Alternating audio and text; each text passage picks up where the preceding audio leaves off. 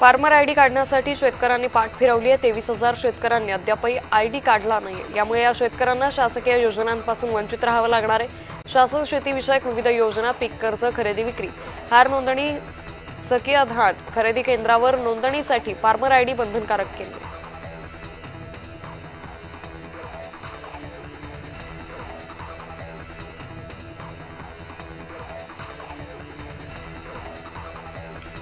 मालेगावच्या चांदवडमधील शिंगवे गावात तरुण शेतकऱ्यांना आत्महत्या केली आहे। बजरंग मढे असं शेतकऱ्याचं नाव आहे। अवकाळीमुळे शेतीचं नुकसान झालं होतं। यात कर्ज कसं फेडायचं या चिंतेतून त्यानं हे पाऊल उचललं।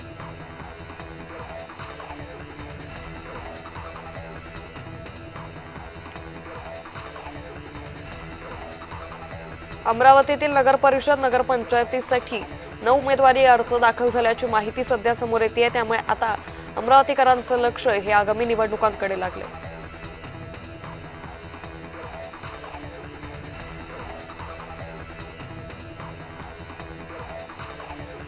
वर्ध्यात महसूल विभाग आणि पोलिसांनी संयुक्त नाकेबंदी केली आहे। नगरपालिका निवडणुकीच्या पार्श्वभूमीवर प्रशासन सज्ज झाले। शहरात प्रवेश करणाऱ्या मोठ्या वाहनांची तपासणी केली जाते।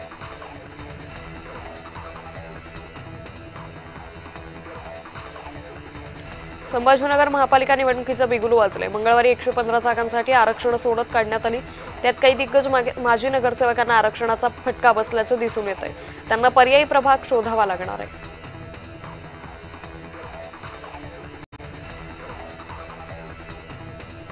दलित महासंघाच्या मोहिते गटाचे संस्थापक अध्यक्ष उत्तम मोहितेंची वाढदिवसाच्या दिवशीच हत्या झाली आहे। सांगलीतील गारपीर चौकात रात्री 12 वाजता हल्ला झाला। यावेळी जमावानं आरोपीला बेदम मारहाण करत जखमी केलं। वाढदिवसाचा कार्यक्रम सुरू असतानाच हा हल्ला झाला। याचं कारण मात्र अद्यापही अस्पष्ट आहे।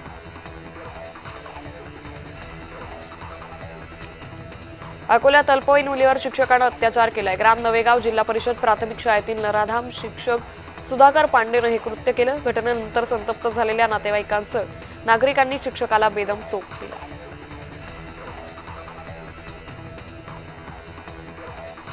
अकोल्यात पाणी बिलाच्या नावानं फसवणूक केली जाते। अकोला महापालिकेच्या लोगोसह 10 रुपये भरून बिल अपडेट करा, अन्यथा पाईपलाईन तोडली जाईल असा मेसेज व्हॉट्सअपवर पाठवला जातोय।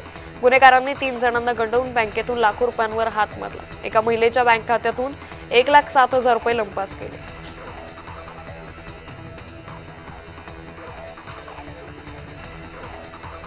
अमरावतीच्या शिरखेडमध्ये कंटेनरमध्ये बसून गुटख्याची वाहतूक होत होती। पोलिसांनी कारवाई करत 77 लाखांचा गुटखा जप्त केलाय। पोलिसांनी कंटेनरही ताब्यात घेतला असून चालकाला अटक केली।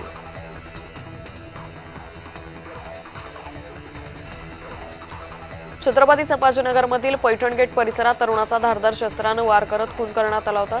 10 नोव्हेंबरला ही घटना घडली होती। यात इम्रान कुरेशी या व्यक्तीची हत्या झाली होती। दरम्यान या प्रकरणात 4 आरोपींना अटक करण्यात आली।